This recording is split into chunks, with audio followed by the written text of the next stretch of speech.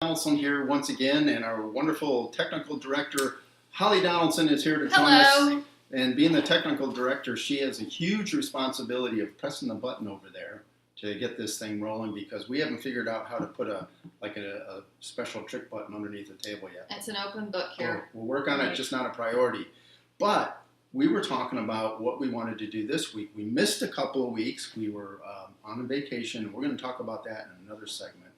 We went ziplining, and that's like going to be a really cool segment. But because it's Valentine's Day in 2 days, Right. we thought love And dating and money. and money, love, dating, and money might be a topic. Yes. And I shared with you earlier a story, Yes. a real story about me that I'm not real proud of, and we thought, well, let's just go ahead and share this, and then let's talk about it a little bit. So this is way back when, going back to 1981, 1982. I was like 22 years old, 23 years old, something like that. I had been in a relationship for about a month, and it was Valentine's Day, and I really wanted to impress this young lady. And so I went out and I bought a ring that was ruby and diamond heart shape. Okay? Ruby And diamond diamond. heart shape. It was so cool. Wow. Yeah, and it's like, 82, I think it was like $250. So it was a reasonable amount of money. I don't know what that would be in today dollars, but maybe 1,000. I don't know. Yeah. Probably so. And I gave it to her, and I was so excited, and I couldn't wait to see the look on her face. And she was like shocked, and I thought like shocked in love, and come to realize it was more like shocked, like this guy's a lunatic.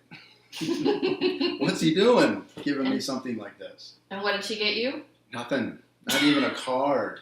Not even a card. So what has that got to do with dating and money?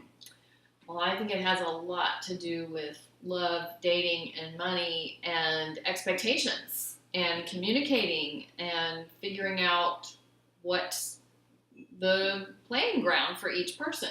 So the big takeaway, and it took me a few years to get this, was really about communicating about money.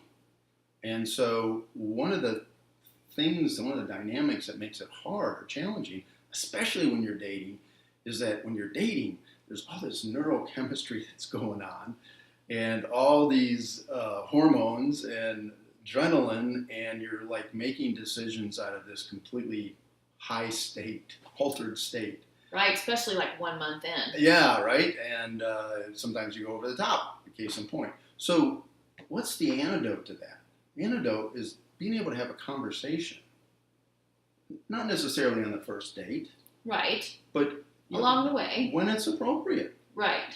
We were lucky. We actually got started talking about money on our first date. I know. But, we also had a lot of years of experience in not having great conversations about money in relationships, around relationships, dating and otherwise. So, but that's so much the key, being able to talk about it, even though it's sometimes an uncomfortable subject matter, talking about money and what are the rules? Who pays for what? Is it 50-50? Does the guy pay? Yeah, I wonder, there's still this chivalrous idea about gentlemen paying for things, and would women be shortchanging themselves if they said, oh, let me get this, or if they said, oh, I'll pay half. Right. I wonder about that dynamic and how that plays out in communicating about money as well. I really wonder about it, and I wonder why I've been paying for so many of our dates recently, actually. Because you're supposed to. Oh, okay. All right. Well, that answers that. And I'm worth it. Yeah. But here's the thing. We have conversations about these things. And every once in a while, she surprises me, and she buys. But we have a game plan. We're open about it. And if I felt like you were taking advantage of me or I was overextending myself, we would talk about it. And that, it's so much the key. So I think we've sort of covered that, at least in a nutshell version, because that's really what we want to deliver, something quick and concise. You have anything you want to add? No, just remember to talk about it. The more you can talk about it, the less scary it is. But just know that talking about it is going to be scary first, so you're going to have to go through scariness to get the less scariness. So no doubt about the it. only way that you can deal with discomfort is to get comfortable with discomfort. That's it. Get comfortable with discomfort. We'll see you next time, and our technical director is going to go magically turn us off for now. See you next time. Bye-bye.